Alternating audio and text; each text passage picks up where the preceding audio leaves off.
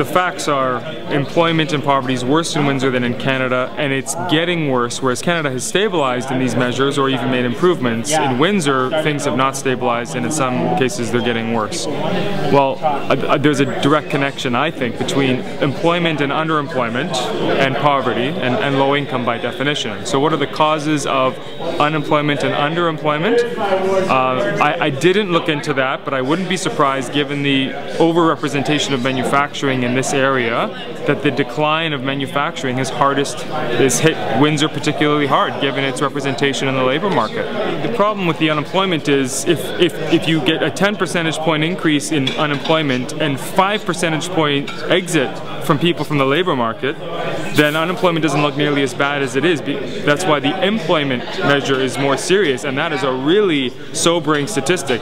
The crisis for Windsor didn't begin in 2008. It started in the early 2000s, and it fell off a cliff in 2008 after almost a decade of shedding full-time employment especially, but employment overall.